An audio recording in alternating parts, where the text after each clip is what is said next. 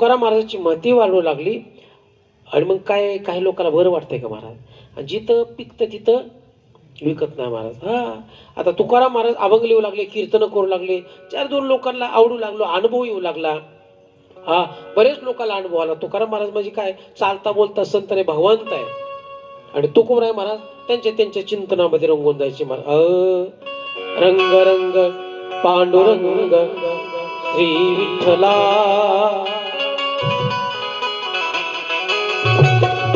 रंग रंग पांडुरंग श्री विठ्ठला, रंग रंग पांडुरंग श्री विठ्ठला.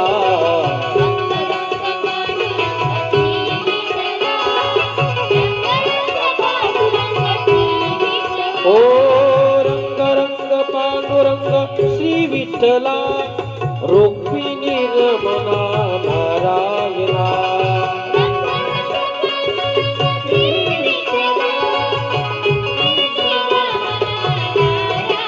ओ रंग रंग पांडुरंग श्री विठ्ठला, रुक्मिणी रमणा नारायणा.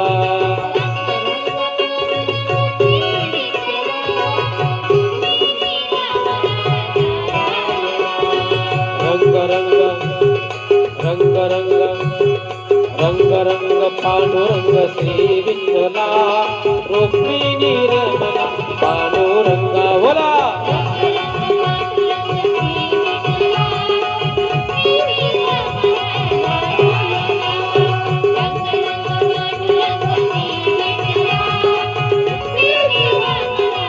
रंग रंग पांडुरंग श्री विठ्ठला.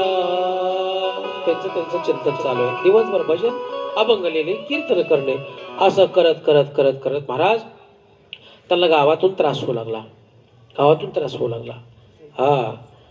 एके दिवशी योगाने एक ठीक आहे चला उशीर होऊ लागला.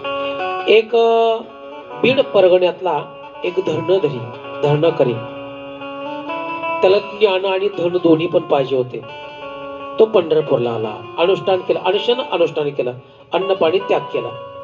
पांडुरंग परमात्म्याने सांगितले की बाबा हे धरणकरी, इथं काय तुला काय मिळणार नाही, मग तू आळंदीला जा, तुला धनही मिळेल ज्ञानही मिळेल. वेळ नाही म्हणून जरा थोडस वेगात घेतो. मग तो तिथं आळंदीला आला, तिथं अनुष्ठान मांडलं. माऊलींनी सांगितलं की बाबा रे, आता तुला धनही पाहिजे ज्ञानही पाहिजे, पण सध्या कोर्ट इथलं बंद आहे, तो देहूला जा आणि तुकोबरायकडे गा, आणि मग तुकाराम महाराज तुला धनही देतील ज्ञान देतील. आता शुद्ध हे नैष्टिक ब्राह्मण असणारा, मला वाटलं मी एवढा उंच कुळातील विद्वान आहे आणि मला तुकाराम महाराजाकडला होता, जरा चेहरा पडला. पण माऊलींनी स्वप्नात येऊन सांगितल्यामुळं जावं लागलं. चला त्या आशेने तो धरणकरी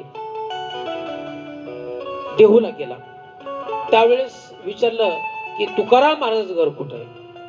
त्यांनी सांगितलं असं असं घर आहे, ते भेटतील का. म्हणले भेटतील का नाही, पण ते कार्यक्रमाला गेले. कुठं गेलेत, कीर्तनाला लोहगावला. धरणकरी तिथं गेला. महाराज तुकाराम महाराज कीर्तनालय रंगात चालू आहे महाराज. आणि बस सांगितलं, तुकाराम महाराजांनी त्याला बघितलं की म्हणले या देशपांडे महाराज या, वेड्यावून आलात. म्हणले हा आलात, तुम्हाला धनही पाहिजे ज्ञानही पाहिजे. तो 50% तिथंच पंक्चर झाला महाराज. की तुकाराम महाराजाला काय माहिती. मग तुकाराम महाराजांनी त्यांना एक 11 अभंग लिहून दिले. सांगितलं हे वेदच आहेत, हे श्रुतीच आहेत. हे तुम्ही 11 अभंग मना, याचं चिंतन करा. 4 वेद 6 शास्त्र 18 पुराणाचं ज्ञान होईल. आणि एक भला मोठा महाफळ नारळ दिला, श्रीफळ, जरा मोठा नारळ होता दिला. त्याला राग आला, इतक्या दुरून आलोय आणि ह्यानी मला काय ज्ञान धन सांगितलंय आणि काय 11 अभंग तिथं टाकून दिलं. आता या बाबतीत माऊलीलाही वाईट वाटलं. गेला धरणकरी आणि महागारी गेला महाराज. तो कोरा आहे म्हणले माऊली, तो आला होता माझ्याकडे, त्याला मी ज्ञानही दिलं धनही दिलं होतं, श्रीफळ दिलं होतं, पण त्यांनी तिथे टाकून दिलं. तेवढ्यामध्ये महाराज एक अशिक्षित अडाणी होता, पण भावनिक होता असा कोंडा भट, तिथंच आला, ते गेला आणि तो आला. हा म्हणजे तुकाराम महाराज म्हणले बरं झालं तो आलाय. हो की 11 अभंग आहे दिला. म्हणले तुकोराय मला वाचाय बी येत नाही काय कळत बी नाही. म्हणले माझ्या पाठीमागे म्हण. आणि महाराज त्याने दर्शन घेतलं. तुकोराने 11 अभंग म्हणले आणि ती पाठीमाग म्हणला. त्याला वेदाचं ज्ञान झालं, वेदाचं ज्ञान झालं. आणि बस तुकोराने हात ठेवला आणि आनंद झाला आणि गेला महाराज ते कोंडा भट्ट. तर आता योगाने बघा महाराज, आता तो धरणेकरी पंढरपूरला आला, तिथून आळंदीला आला. आळंदीवरून स्वप्नातून माऊलीने सांगितलं तुकोबरायकडे जा, ज्ञानही मिळेल धनही मिळेल. पण योगाने एक अहमदाबादचा एक भक्त होता, तिने माऊलीला नवस केला होता. आणि नवस केल्यावर माऊलीने तो नवस पूर्ण केल्यानंतर तो आला आणि ₹1,00,000 त्या काळात ₹1,00,000 हिरे माणिक मोती जवाहर घेऊन आला. एक मोठा नारळ, तर नारळातलं सगळं आतलं काढलं, त्याच्यात सोनं नाणं हिरे माणिक मोती भरलं. तो नारळ माऊलीला दान केला, नवस फेडला आणि तो निघून गेला. आणि तेवढ्यात लगेच तुकोबराय आले की माऊलीने गुरुवारच्या स्वप्नात जाऊन सांगितलं. म्हणजे नारळ लोकांनी जे ठेवलेत ना, हे बाकीचे तुला राहू दे, पण ते मोठा नारळ आहे ना तुकोबराय येतील त्यांना देऊन टाक. आता गुरुवानी बघितलंच नाही ना, कारण त्या अहमदाबादचा जो शेठ होता ना, तरी त्या नारळात नुसतं थोडं छिद्र पडलं, त्यातून टाकलं होतं ते. आपण नाही का नारळातलं पाणी काढताना 3 डोळे असतात, त्या मार्फत त्यांनी हिरे माणिक मोती टाकले. मग गुरुवानी आपल्या दररोज लोक नारळ दान देतात म्हणून सगळे गोळा करून ठेवले. पण माऊलीला माहिती होत, माऊली म्हटले गुरुवाला की तुकोबराय येतील, त्यांना तो सगळ्यात मोठा श्रीफळ ना ते देऊन टाका. तर गुरुजींनी देऊन टाकलं आणि ते नारळ घेऊन तुकोबराय गेले. आणि लोहगाव मध्ये कीर्तन चालू असताना तो नारळ तिथंच होता आणि 11 अभंग आणि तो श्रीफळ दिलं होतं धरणेकरला, पण ह्याच्या नशिबात होतं का? ह्याला वाटलं काय देऊन दिलाय. राजा उदास झाला, हाती भोपळा दिला, खा म्हणले 8 दिवस भोपळा. पण त्याला काय माहिती, कारण धरणेकराच्या नशिबातच नव्हतं ना महाराज. म्हणून आपलं नशीब उजळायचं असेल ना, तर साधूचं कृपा आशीर्वाद पाहिजे. एक भिकारी एका मंदिराच्या समोर 25 वर्ष भीक मागतोय. असंच मंदिर होतं. त्याने सकाळी यायचं 8-9 वाजता, त्याची ड्युटीच होती. सकाळी आपलं पोतं टाकायचं, बसायचं. कोणी आपले भक्तगण आले, कोणी 4 आणि 8 आणि रुपया टाकायचं. दिवसभर जेवढं येईल त्याच्यावर आपला संसार चालवायचा. किती वर्ष? 25 वर्ष. आणि 25 वर्षांनी योगायोगाने एक साधू आले, दर्शनाला आले. आणि साधूला बघितलं की ह्याला आनंद वाटला की आता साधूकडून काहीतरी घ्यावं. आता साधू पशी काय असतं? मग काहीच नाही, एक वस्त्रधारी. साधू आले आणि तिथून येताना त्या भिकाऱ्याने हात जोडून, बरे बाबा, म्हणजे काय बाळा, 25 वर्ष भीक मागतो इथं, काहीतरी माझ्यावर कृपा करा. मग ते संन्याशी साधूच होते तुकोबराय सारखे. ते म्हणले बर ठीक आहे तू उठ म्हटले तिथून. नाही म्हणले ही जागा माझी. म्हणले तुझी? हा, इथंच 25 वर्ष भीक मागतोय म्हणले. मी जागा सोडली की दुसरा इथे येऊन बसन म्हटले. अरे म्हणले बाजूला हो. आणि 2 शिष्याला म्हटले अरे एखादा कुदळ फावडा आणलं. शिष्य 2-4 सोबत होते. कुदळ आणला आणि एकच कुदळ मारला की खन्न आवाज आला. कशाचा? हांड्याचा. थोडं माती बाजूला सारले की अगो सोन्या नाण्याने भरलेला हांडा. म्हणले हो की काढून जा, घेऊन तुझं कल्याण कर. साधू गेले निघून महाराज. दृष्टांत संपला. 25 वर्ष त्याच हांड्यावर बसून तो भीक मागतोय. पण तो हांडा दाखवणारा कोणीतरी पाहिजे, आहे का नाही? त्याच्यासाठी आपण बी आपलं आयुष्यभर संसारच करतो, पण आपल्या दुःखाचं कारण सुखात रूपांतर करणारा कोणीतरी पाहिजे. त्याच्यासाठी साधूचं चरित्र श्रवण करायचं आहे. पुंडलिक वरद विठ्ठल, ज्ञानदेव तुकाराम, असे प्रसंग होत गेले महाराज. योगाने काय सांगत होतो मी? धरणेकरी. आणि मग योगाने चला आता कथा खूप आहेत, प्रसंग खूप आहेत. आणि त्याच गावातले रामेश्वर भट्ट महाराज विद्वान होते. पण तुकोबरायांचे अभंग निर्माण झाले की इकडं अवघड होऊ लागलं ना. त्या काळात तुकोबरायाला काही थोडा त्रास झाला का महाराज? खूप त्रास झाला. रामेश्वर भट्ट म्हणजे सामान्य होते महाराज. आता हे सगळे तुकाराम महाराजांचे शिष्य झाले, पण त्रास दिला, अनुभव आला ना. अनेक प्रसंग आहे. चला तुकोबरायची म्हैस दररोज कीर्तनाला हे लोक यायची बरं का.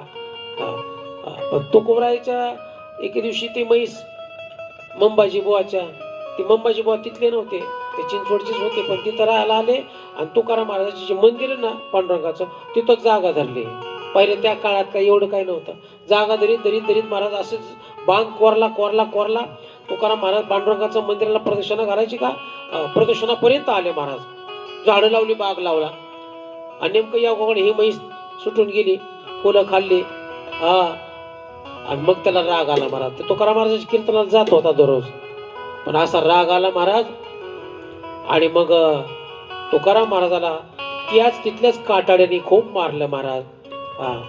बघा, तुकाराम महाराज म्हणजे माझ्या कीर्तनाने रोजतून इतका राग आला, तुकाराम महाराजाला खूप मारलं महाराज. आता खूप विचित्र प्रसंग आहे.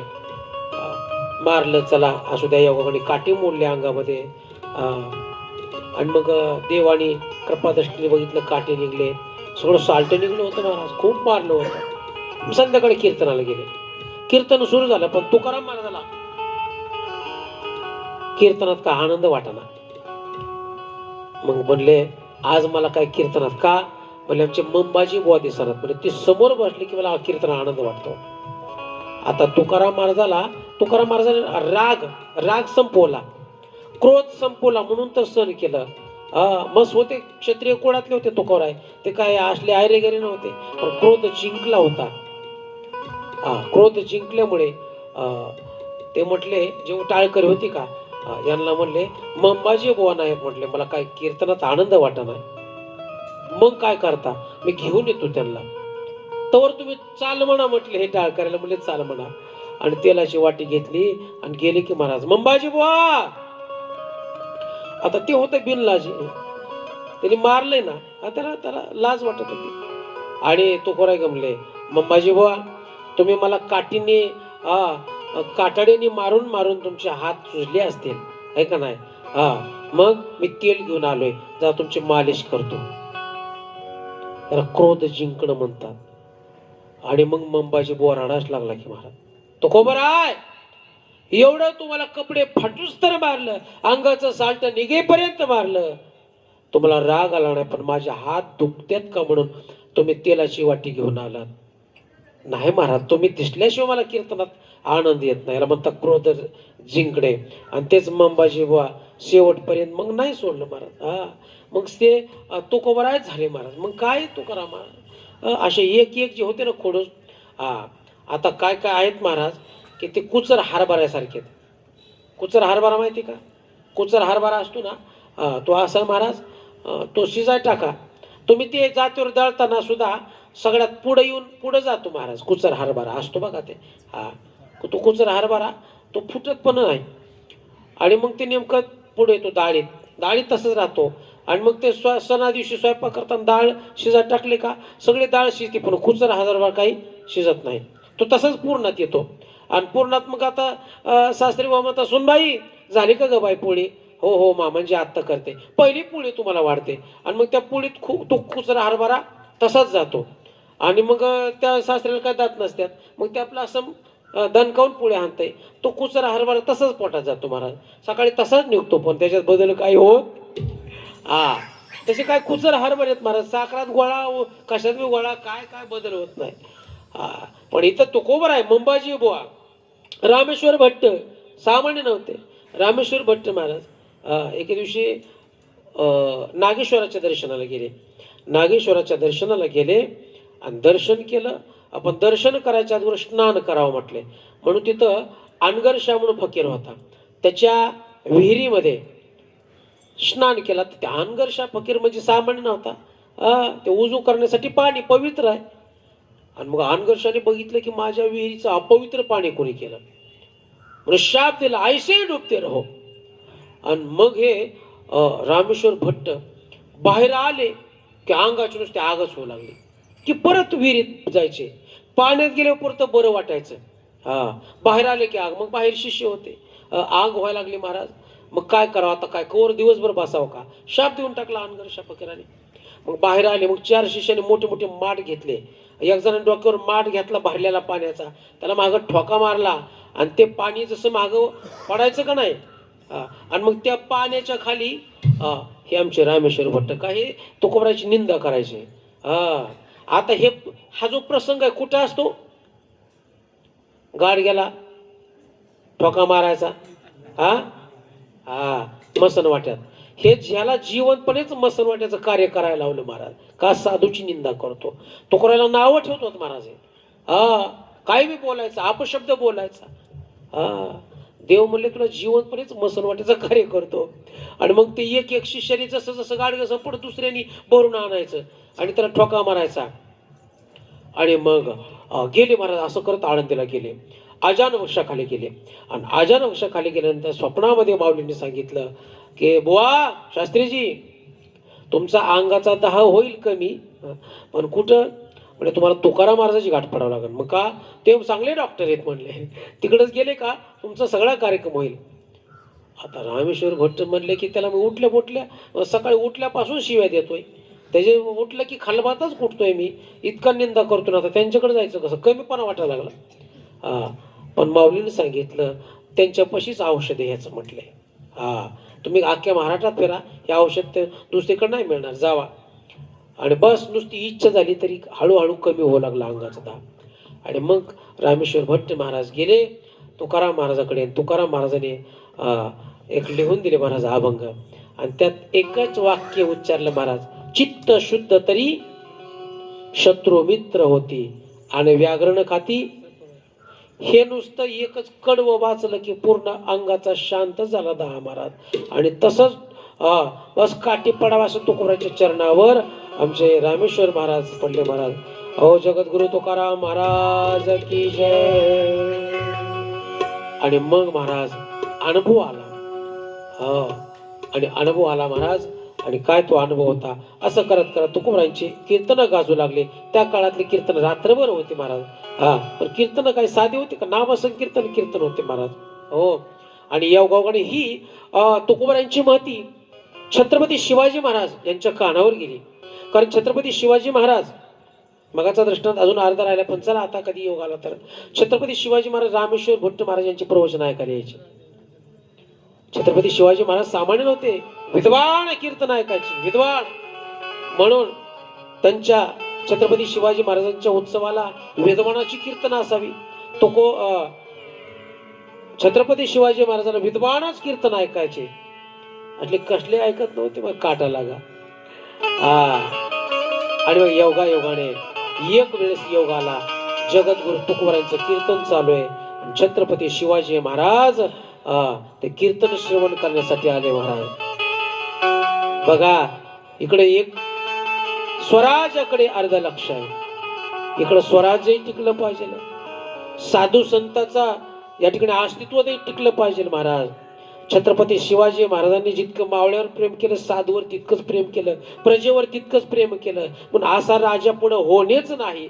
कारण तो काय सामान्य सजा जगद्गुरु तुकोबार विष्णू अवतार होते. तुका विष्णू नाही तुझ्या. आणि तसं छत्रपती शिवाजी महाराज आणि भगवान शंकर नाही तुझ्या, भगवान शंकर होते.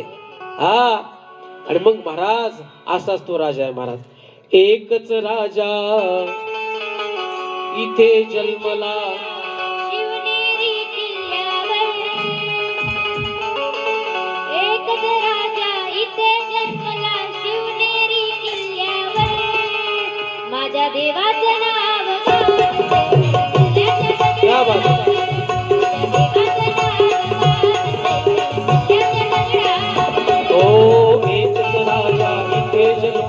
शिवनेरी किल्ल्यावर, एकच राजा इथे जन्मला शिवनेरी किल्ल्यावर. माझ्या देवाचे नाव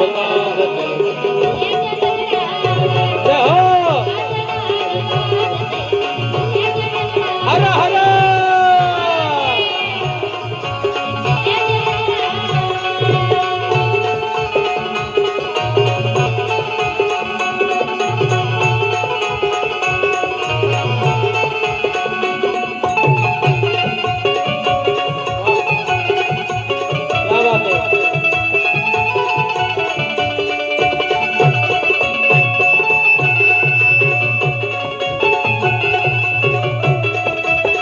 छत्रपती शिवाजी महाराज तुकोबरायांच्या कीर्तनाला आले.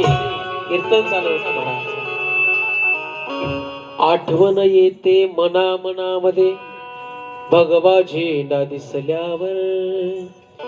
हो, अशाच राजा होऊन गेला मला सामान्य नाही महाराज. अवघडाच्या दगडावर तर नाही, प्रत्येकाच्या श्वासाश्वासामध्ये छत्रपती शिवाजी महाराज आहेत. सोपं आहे. आणि त्यावेळेस यवनाला कळालं, शत्रूला कळालं की आपला शत्रू शिवाजी तुकोराय के कीर्तन में. बस टाकला वेडा महाराज. आणि इकडे तर भजन चालू आहे, कीर्तन चालू आहे. छत्रपती शिवाजी महाराज समोर बसले. काळजी पडली. तुकोराम महाराज काय सामान्य होते का महाराज? वेडा टाकला शत्रूने. बघा म्हणे कहा आहे शिवाजी. आनंद झाला शत्रूला की सहजासहजी कीर्तनात सापडले. आणि मग सगळे पठाण येऊ लागले महाराज बघतात. देवाने काय केलं माहिती का? तुकाराम महाराज कीर्तन चालू आहे, ते त्यांच्या कीर्तनात रंगले. छत्रपती शिवाजी महाराज कीर्तनात रंगले. देवाने जेवढे जे बसले होते ना, ते सगळ्यांचंच रूप शिवाजी महाराजांचं करून टाकलं.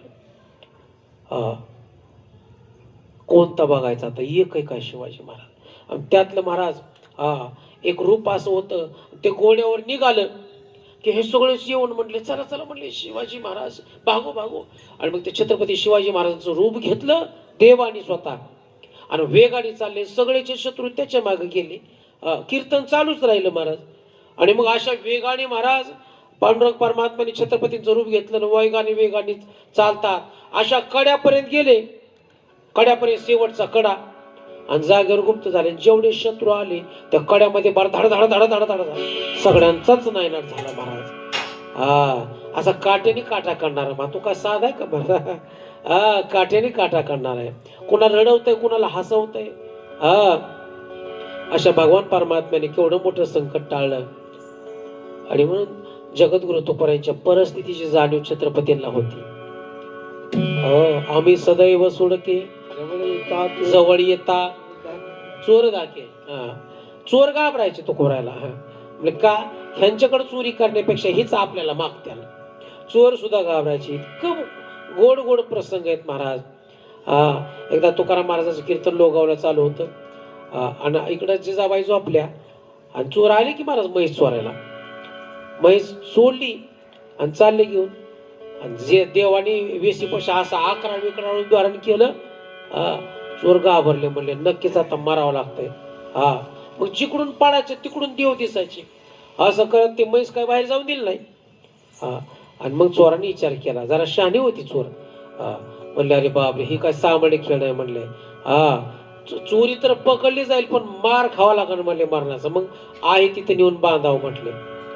आता देवाला वाटलं तुकाराम महाराजाला म्हैस चोरली तरी काय घेणं देणं नाही.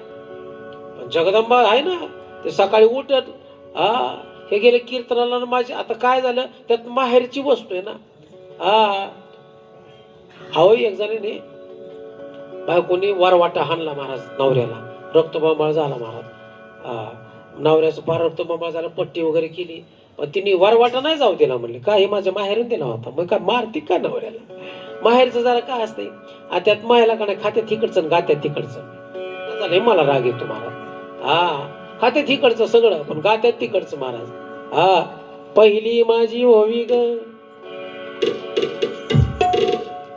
जात्यावरचं गाणं आहे. बऱ्या पाठी महाराज जात्यावर बसतात महाराज. सुंदर माझे जाते ग फिरते बहुतेक, ओव्या गावो कौतुक तो हे बारीक.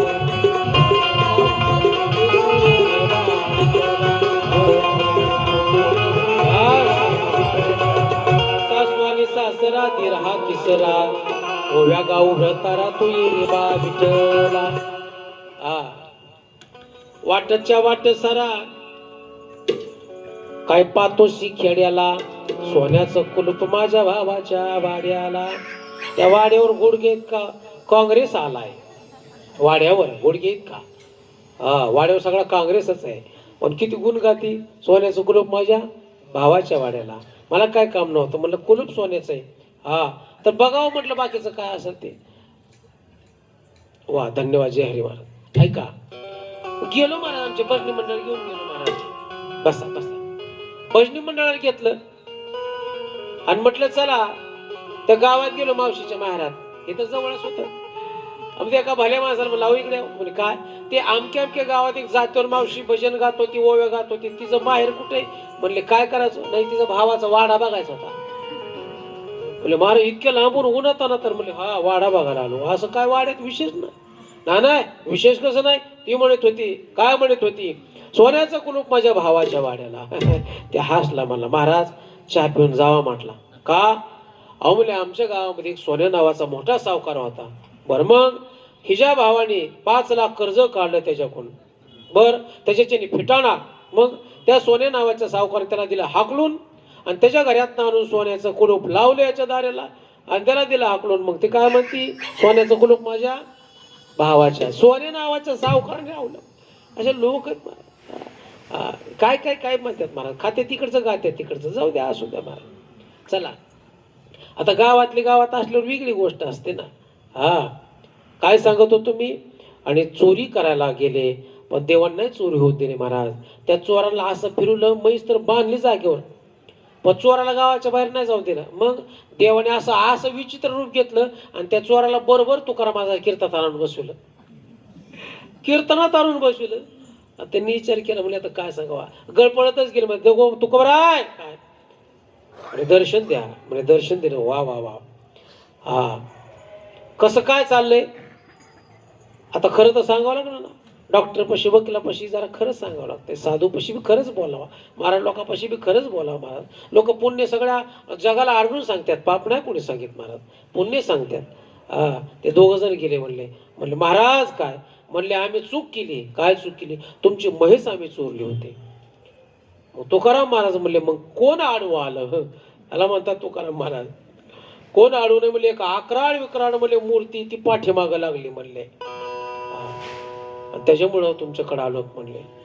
आणि तुकाराम महाराज म्हणले काळजी करू नका म्हणले, तुम्ही म्हैसवर आले होते का? म्हणले हा. चला म्हणले. आणि मग बघितलं तर काय भयान रूप घेतले महाराज देवाने. तुकाराम महाराज म्हणतात वा देवा, चोरला अगोदर दर्शन देतात, मी मरायला लागलो म्हणले, असलं दर्शन मला दिलं नाही. मग त्या चोरामुळे सगळ्याला दर्शन मिळालं. आणि मग तुकाराम म्हणतात देवा जरा लहान व्हा बाद झाला म्हटले. आणि तुकोराने ते देवाला लहान केलं महाराज आणि असं धरला हाताला. आणि त्या चोराला म्हणतात चोरांनो आता मी देवाला धरलंय, मग जिम्मै सोडा जा घेऊन. ह्याला म्हणते तुकाराम महाराज बाकीचं काय, तुम्ही मै चोरायला आले होते पण ह्या माणसामुळे तुम्हाला चोरता आले नाही ना. अहो का आता त्या देवाला हातात धरले म्हणले, हरी आला हाता. हा आता काय चिंता आहे तुम्हाला? मग जा मै सोडा घेऊन जावा म्हणले. तुकाराम महाराज सांगितलं तर चांगलं सांगा म्हणले. आता मै सोडल्यावर कशाला काय जगायचं काय? आणि बस असे प्रसंग अनेक आहेत महाराज. काय किती वर्ष गायले तरी कमीच प्रसंग आहेत. तुकारांची गाथा काही धर्मभ्रष्टांनी धर्मपंडितांनी बुडवली. तुकाराम महाराजांनी 13 दिवसाचं अनुष्ठान केलं. आणि मग जशी आहे तशी जळी दगडासहित वळ्या तारी आल्या जैशा लाह्या लाह्यासारखं महाराज 13 दिवसांनी ती गाथा आयाशी आली. त्याची मिरवणूक काढली, उत्सव केला, जल्लोष केला. असे अनेक प्रसंग आहेत. या प्रसंगातून महाराज सालूमाली होते महाराज, विरोधक होते, बरेचसे होते. तुकाराम महाराज का साधे होते विरोधक, सगळ्यांच्या बरोबर तुकाराम महाराजांनी क्रोध जिंकला. काही लोकांनी महाराज एक सौंदर्यवती देखणी स्त्री तुकोराकडे पाठवली आणि तुकोराचं भजन चालू होतं. तुकाराम माझे डोळे उघडले, सांगितलं जाईवो माते न करी सायास आम्ही विष्णुदास तसे नव्हे, आम्ही तसे नाहीत महाराज. हो म्हणजे तुकाराम महाराजांनी कामावर विजय मिळवला. मंबाजी कोणी मारलं तरी त्यांचेच हात चोपाय गेले, क्रोधावर विजवला. आणि छत्रपती शिवाजी महाराज यांनी नजराणा पाठवला, विनंती केली राजे की ह्याचे पैसा राष्ट्रासाठी लावा.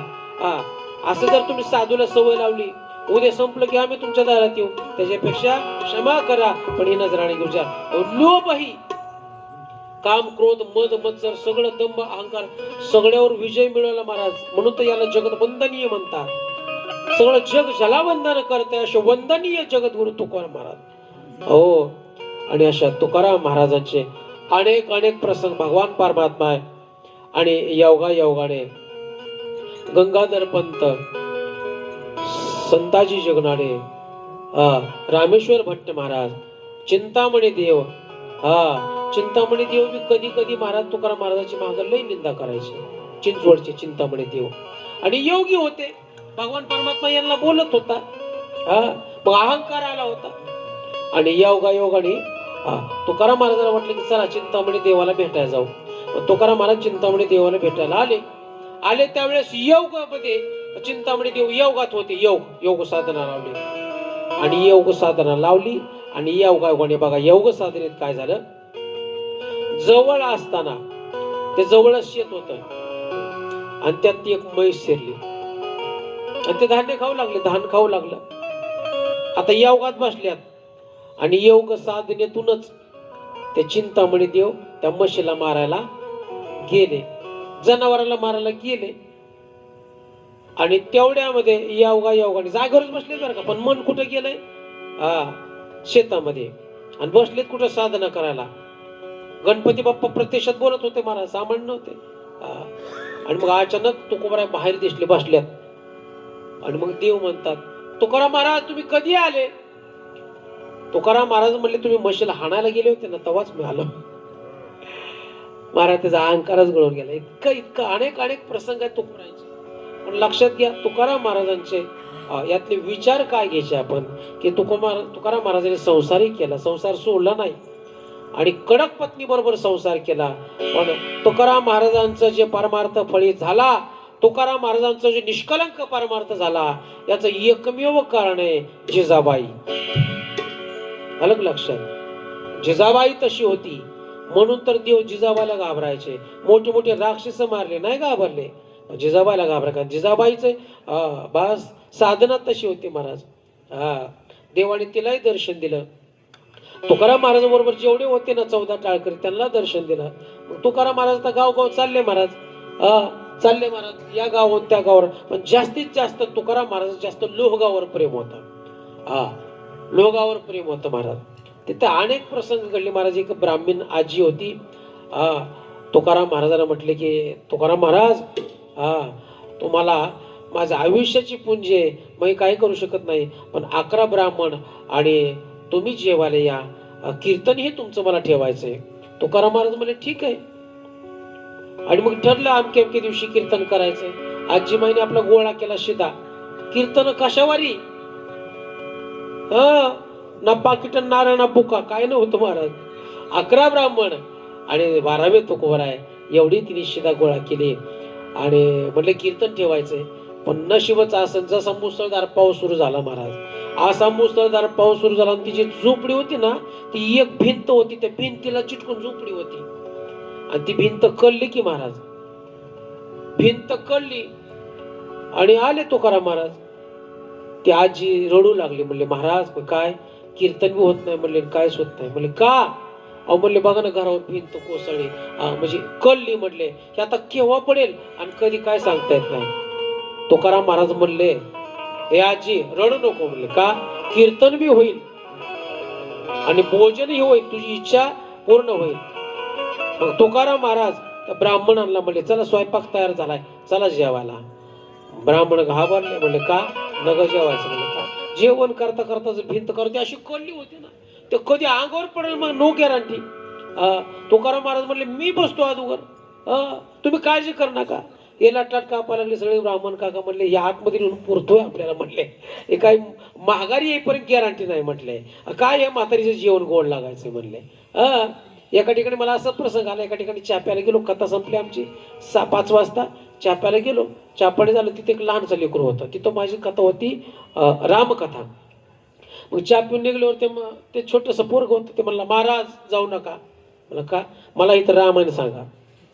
आणि म्हणलं रामायण तिथं स्टेजवर झालं. नाही रामायण सांगा. नाही ना म्हणलं आमचा चहा माघारी द्या. आता का हाणून घ्यावा का. ते बारीक होतं, घडलेला प्रसंग आहे महाराज. त्याच्या चेहऱ्यावर तसेच हावभाव होते महाराज. मग म्हटलं आता काय करू. सगळेच हसायला, आम्ही सगळे कलाकार होतो. म्हणलं ठीक आहे रामायण ऐकायचं का. म्हणलं आता आमचा चहा द्या. म्हणलं तुम्ही चहा पेलात. ठीक आहे. मग त्याला एक कडवं म्हणून दाखवलं महाराज. स्वये श्री स्वये स्वये श्री राम प्रभो ऐकती स्वये श्री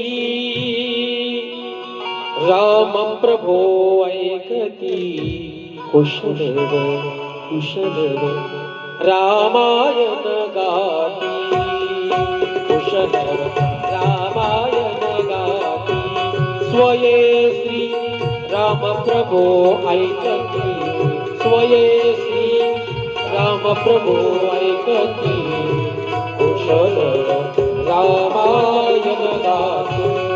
आरतीची तयारी करा.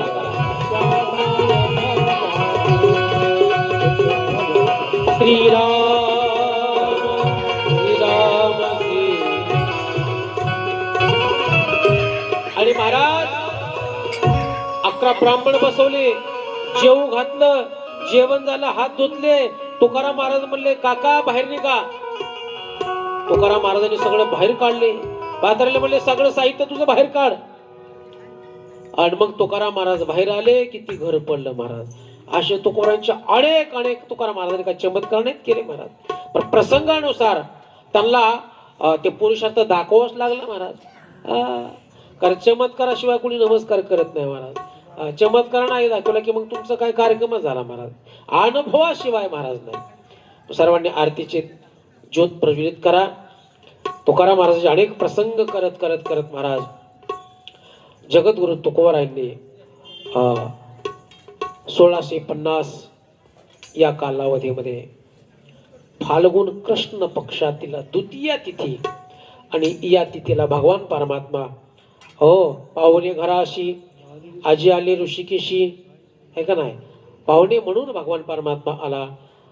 बस देवा तुकोबारायांनी बसवलं. देवा मोडक्या बाजा होत्या त्याच्यावर वाकळाच्या शेजार त्याच्यावर देवाला बसवलं आणि कन्या केल्या. कन्याचा जीव घातलं महाराज. मुख शुद्ध तुळशी दळ तुका म्हणे मी दुर्बळ. देव म्हणतात चला तुम्ही सांगितल्याप्रमाणे मी आलोय. तुकाराम महाराज म्हणले थांबा मी घरच्याला विचारतो येत आहे का. जिजाबाईला विचारलं जिजाबाई इथे का ग. जिजाबाई म्हणले तुम्हाला तेवढंच काम आहे. वैकुंठन स्वर्ग माझ्या पाठीमाग हे आहे की संसार. आणि बस सगळ्यांना विचारलं चला चला चला कोणी नाही. तुकाराम महाराजांनी सगळ्यांना म्हटले चला देव आलेत न्यायला येता का. लोक म्हणले महाराज तुम्हीच जा आणि परत मग सांगा मला फोन करून तिथं काय काय स्वर्गात. आता इथं सुद्धा तुम्हाला सर्वांना हात जोडतो. चला यायचं का वैकुंठाला. नाही कोणी येणार महाराज. तुला जायचं तर तू जा बाबा जा आणि तिथून सांग फोन करून काय काय वैकुंठात. आणि खरंच वैकुंठात काय नाही महाराज. इथं जी सुख आहे ना वैकुंठात नाही महाराज. आमचे परमश्री आदरणीय आमचे सगळ्यांचे मार्गदर्शक आणि सगळ्या बाबतीत चवांगे असणारे आमचे श्री हरी महाराज या ठिकाणी उपस्थित आमचे सुंदर आमचे महाराज दर्पे महाराज यांना या ठिकाणी धन्यवाद आहेत. आधी करून तुम्ही सर्व माझ्यावर अगदी लेकरासारखं प्रेम करतात. काही येत नसताना हिता येऊन बसवतात मला महाराज. वा काय तुमचा म्हणण्याचा मोठेपणा. लेकरू बोबडा असलं तर आईला कळतं. तसं तुम्ही मातीच्या हृदयाने मला माझी बोबडी शब्द भाषा आहे कशी मराठवाडी भाषा आहे कळती का नाही कळते मला माहित नाही. चला पण तुम्ही नाही कळली तरी माना हलवता त्याचाच मला आनंद आहे महाराज. वा हे तुमच्या मनाचं मोठेपण आहे. म्हणून तुकोबारायांचं पावन चरित्र आयुष्यभर सांगितलं तर कमीच आहे महाराज. आणि देवाचं संतांचं चरित्र किती गाणारे आले किती प्रवक्ते आले म्हणजे काही त्यांचं चरित्र कुठं साचत बसतं का महाराज. अशा हजारो लेखी येथील प्रवक्ते जातील पण संतांचं चरित्र अखंडित चालू राहणार. ही गंगा ना ही अखंडित प्रवाहित राहते महाराज कथारूपी गंगा. आणि म्हणून या ठिकाणी 7 दिवसामध्ये तुम्हा सर्वांची सेवा करण्याची संधी सिद्धेश्वर महाराज आणि तुम्हा सर्वांनी दिली. यासाठी आमचे आहेत आमचे सौजन्य देणारे आमचे बाळासाहेबजी महाराज आहेत. यशवंत महाराज आणि कालिदास महाराज खूप मोठं या ठिकाणी यांचंही सहकार्य आहे आणि तुम्हा सर्वांचं प्रेम आहे. माझ्यासोबत असणारे आमचे कलाकार आमचे मयूर महाराज आहेत आमचे परमेश्वर महाराज आहेत आमच्या सरस्वती ताई आहेत आमचे विनयजी सुतार या ठिकाणी उपस्थित आहेत. त्यांच्या सगळ्यांच्या गोड वादनातून संगीतातून आमचे ऋषिकेश महाराज आहेत आणि गोड साऊंड सिस्टीम आमच्या आप्पांचे अगदी कार्यक्रमात इतकं लक्ष देऊन तो बारीक सारीक प्रसंग आपल्या सिस्टीमच्या द्वारे तुमच्यापर्यंत पोच करतोय.